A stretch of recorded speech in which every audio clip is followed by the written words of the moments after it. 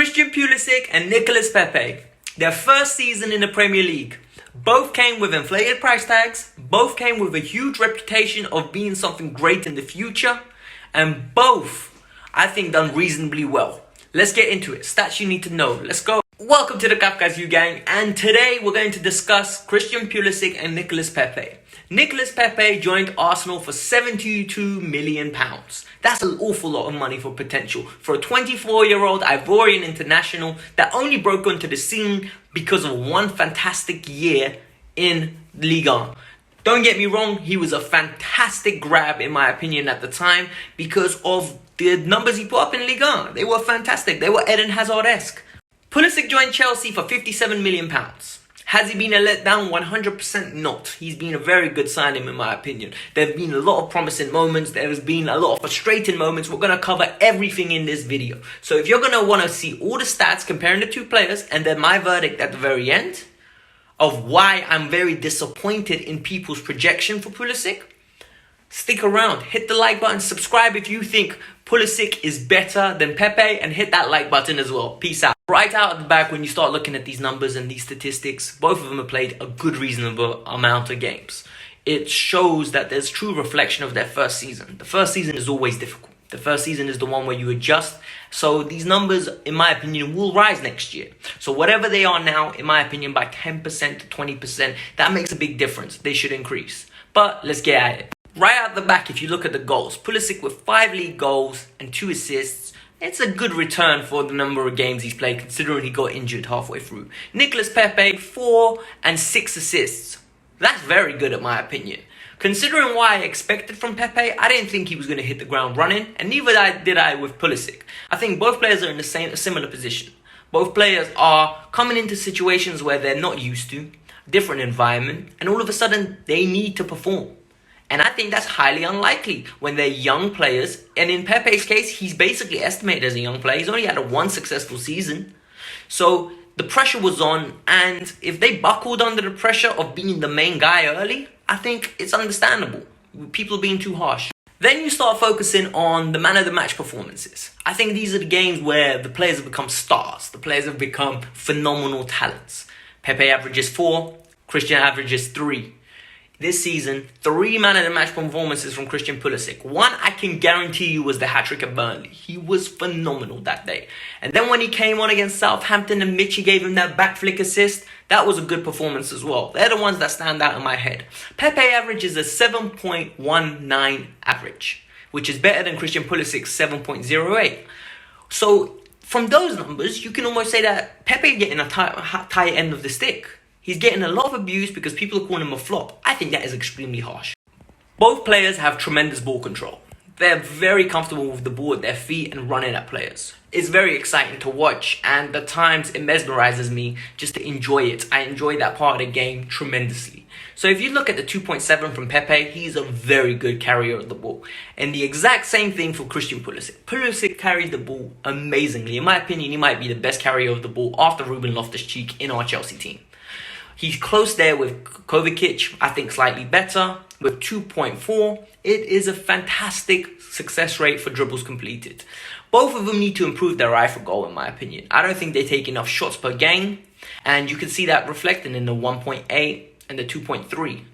I want my wingers taking more shots, I want them being more aggressive, and I want them to take on more responsibility. And in my opinion, both will do that from next year. The issue is with these players is when they're having a bad game, it's very evident because of the positions they play in the final third. And fans can get on your back tremendously.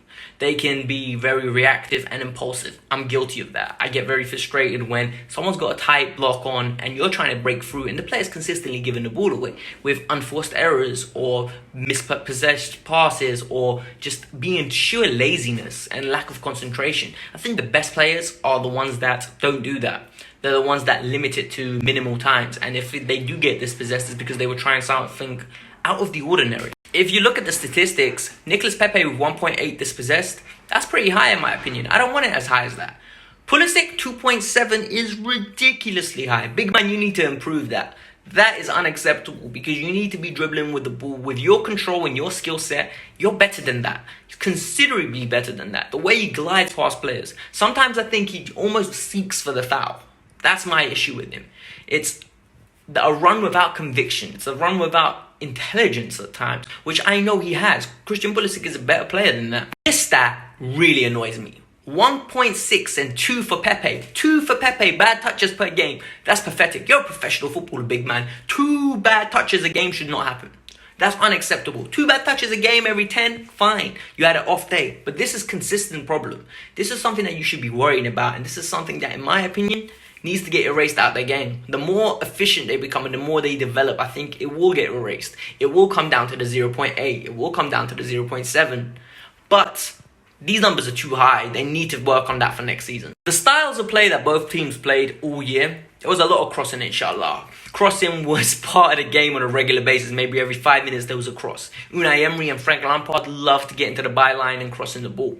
I think with Pepe playing on the right-hand side and being more favourable on his left foot, that's why he only averaged 1 cross a game, with Hector Bellerin consistently overtaking him. And I think it was the same thing for Christian Pulisic. Playing on the left-hand side predominantly, he averaged only 0.1 crosses a game. That's actually mad, considering we are the cross merchants. But both of them love to get into the box, especially in Pulisic's case.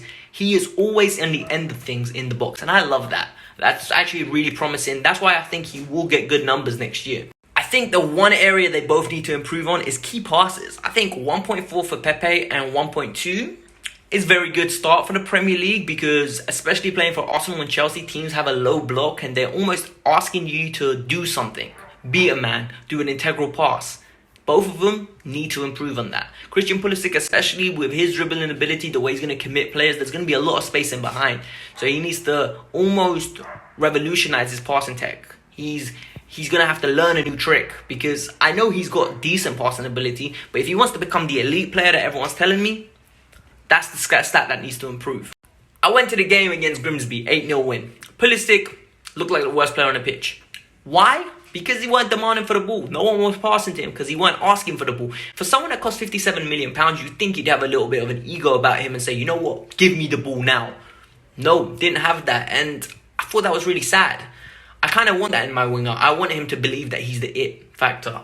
I want him to believe he is the man. It's something you need. Additionally, this is the most important thing with Pulisic. He needs to learn how to get goals and assists and quick, because that's what he's going to be judged on at this team. It's all nice to have the pretty footwork, it's all nice, but if you're not doing stuff like key passes or goals and assists, you're going to get found out really quick. In my opinion, in the long run, Pulisic's career is going to be a successful one at Chelsea. He's going to be an impact player or a player that gets drafted in as a third choice winger when one of the first two gets injured, because he's so versatile. He's a really good player, good engine, good mentality, good spirit. You can say the fans love him, the players love him, the manager loves him. It's something that's nice to see, and I have faith in him. I just don't think he's going to be the world-class talent that everyone thinks he's going to be. And finally, with Nicolas Pépé, I think Pepe is going to get a lot of goals and assists next year. He's going to surprise a lot of people because of the Mikel Arteta factor. The way they're going to play is going to be expansive, and they're going to almost play to the talents of Nicolas Pépé. It's going to be a lot of backstick tap-ins, Raheem Sterling style, Riyad Mahrez style. There's going to be a lot of curlers from outside of the box, because Arteta will allow them to express themselves. But these are my opinions, and these are my views. I want to hear your views, and I want you to tell me, am I right in assuming that I think Pulisic might have just edged it this year, but I think Pepe is going to have the great impact on the Premier League in general? And more importantly, like, comment, and subscribe. And I'm out. Peace out.